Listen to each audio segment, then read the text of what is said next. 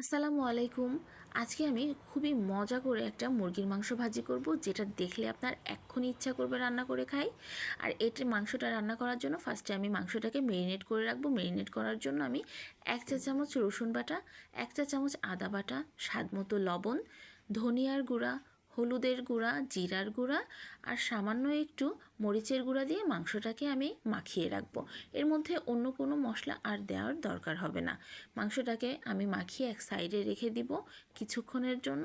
আধা ঘন্টা মতো রাখলেও হবে, 10 মিনিট রাখলেও হবে। আমি মোটামুটি 10-15 মিনিট রেখেছিলাম।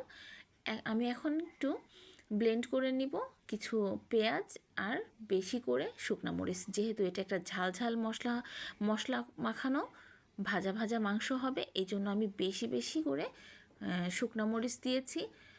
এইটার মধ্যে বেশি ঝাল হলেই ভালো হয়, আমার কাছে খুবই ভালো লাগে।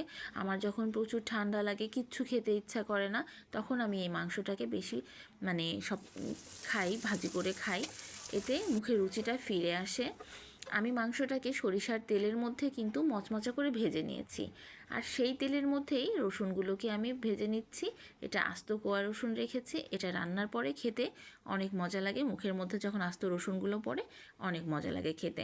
এখন আমি দিয়ে দিচ্ছি আগে থেকে ব্লেন্ড করে রাখা সেই পেঁয়াজ আর শুকনা মরিচটা।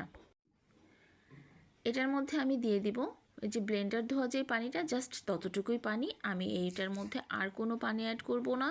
আমি এখানে দিয়ে দিলাম স্বাদ মতো লবণ আর 1 চা চামচ হলুদের গুঁড়া।